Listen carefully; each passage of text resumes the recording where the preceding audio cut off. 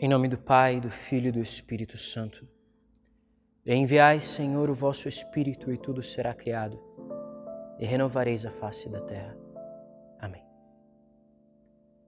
Meus irmãos, minhas irmãs, nós estamos hoje na terça-feira da Semana Santa. Nessa semana nós estamos vivendo este grande retiro, no qual nós acompanhamos a última semana de Jesus, antes de sua paixão, morte e ressurreição. Mas nós estamos fazendo esse caminho não somente para nós sermos espectadores da paixão do Senhor. Não. Mas para que, pela sua paixão, o Senhor nos transforme. Para que desta Semana Santa brote a conversão da nossa vida. Sejamos pessoas novas. Na oração da coleta, aquele oremos que o padre diz no começo da missa de hoje, nós rezamos assim: Deus eterno e todo-poderoso, dai-nos celebrar de tal modo os mistérios da paixão do Senhor, que possamos alcançar vosso perdão. É isso que nós desejamos.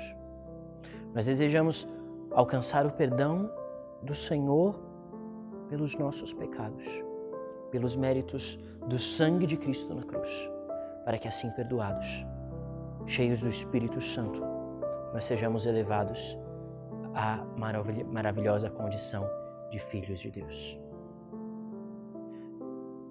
No entanto, no Evangelho de hoje, nós podemos perceber duas atitudes que podem nos fechar completamente para receber o perdão de Deus. E, portanto, nós aprendemos como receber o perdão de Deus. Como chegar à ressurreição completamente renovados, purificados. Essas duas atitudes, na verdade, são também dois pecados. Tem uma passagem no Evangelho que Jesus diz que todo pecado é perdoado por Deus, mas os pecados contra o Espírito Santo não serão perdoados, ele diz. Não é porque Jesus se recuse a perdoar, porque o Pai se recuse a perdoar esses tais pecados contra o Espírito Santo. Não. Mas é porque são pecados que fecham o pecador à infinita misericórdia do Senhor. O tornam bloqueado para receber o perdão, a misericórdia, o amor de Deus. No Catecismo de São Pio X, ele elenca quais são, na prática, esses pecados. E dois deles nós podemos encontrar no Evangelho de hoje. A obstinação no pecado e o desespero da salvação.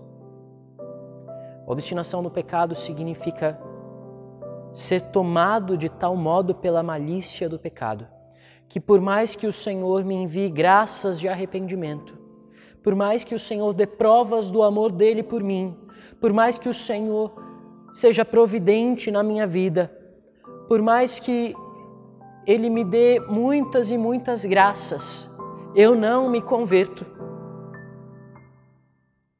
Eu me fecho para a misericórdia de Deus, que não é, veja, uma simples condescendência comigo.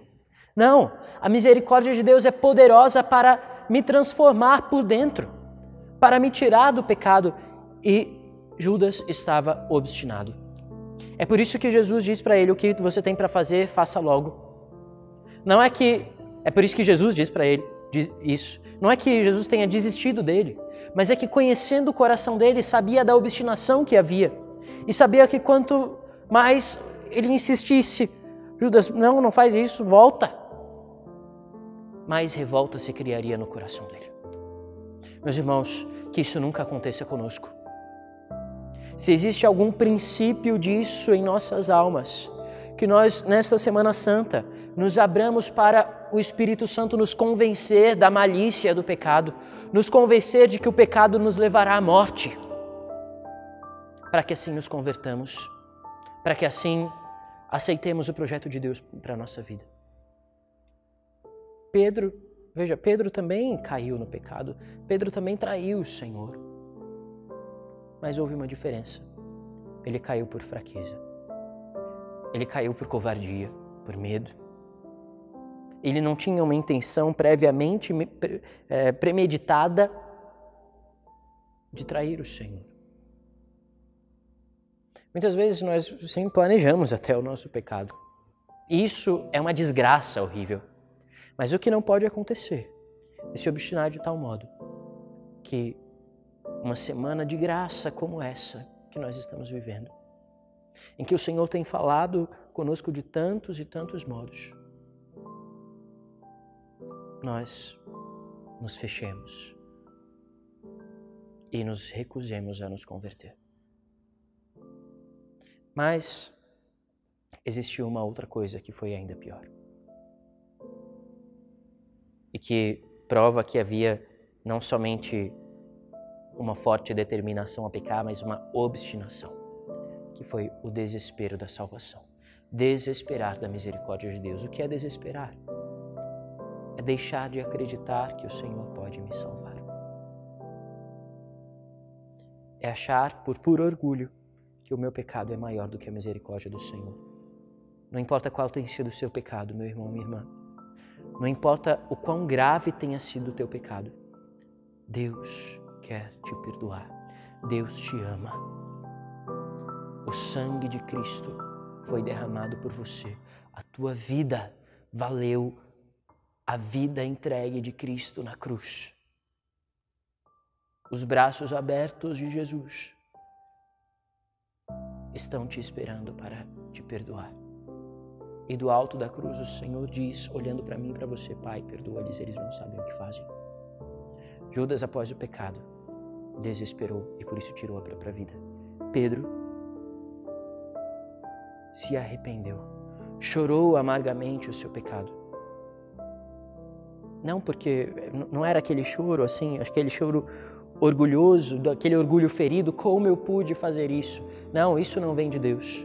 Aquele choro, como eu sou horrível. Não é isso que o Senhor deseja para nós. Isso é sentimento de culpa, não é arrependimento. O choro de Pedro era: o Senhor morreu porque eu o crucifiquei com o meu pecado. O Senhor a quem eu amo. O Senhor que é o meu amigo. O Senhor por quem eu sou amado. Era uma dor de amor. Então, depois de 3 vezes em que ele negou, nós veremos mais tarde ele dizer: Senhor, tu sabes que eu te amo. 3 vezes também. Pedro se abriu à misericórdia do Senhor, porque foi humilde e derramou as suas faltas aos pés do Senhor.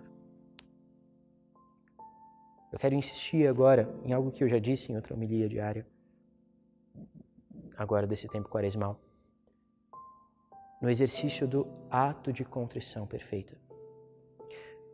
Muitos, graças a Deus, já se confessaram nesta quaresma, obedecendo assim ao mandamento da igreja, se confessaram ao menos uma vez ao ano para a Páscoa. Mas muitos estão com muita dificuldade para se confessar, não conseguem encontrar um sacerdote por toda essa situação que nós estamos vivendo. Então, existe algo que a igreja nos oferece, que é esse exercício do ato de contrição perfeita, que consiste em fazer um exame de consciência dos nossos pecados. E aí você pode digitar aí na internet aí, exame de consciência para a confissão. E aí você faz uma listinha dos seus pecados, em oração, com o propósito de se converter deles, pedindo ao Espírito Santo que fortaleça esse teu propósito de não mais pecar. Então, eu vou diante do Senhor. Você pode pegar um crucifixo aí na sua casa, se ajoelhar diante do crucifixo, se você puder, e apresentar os seus pecados. Dizer: Senhor, aqui estão os meus pecados pelos quais eu te feri, pelos quais o Senhor foi chagado nas mãos, nos pés, pelos quais o Senhor foi coroado com os espinhos. E deixar que isso cause uma dor na alma. O arrependimento é isso, uma dor na alma e uma detestação dos pecados cometidos. Ou seja, propósito firme de não pecar mais. Então, se com isso dentro de você, por amor a Deus, não simplesmente por medo do inferno, mas por amor ao Senhor, olhando para o Senhor crucificado por amor a mim, então você reza um ato de contrição.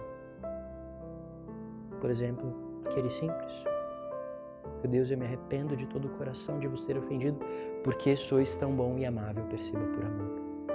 Prometo com a vossa graça nunca mais pecar, meu Jesus, misericórdia. Então, veja que graça enorme. Se eu faço o ato de contrição perfeito, ou seja, perfeito quer dizer por amor. Mesmo que eu tenha pecados mortais, esses pecados mortais são imediatamente perdoados.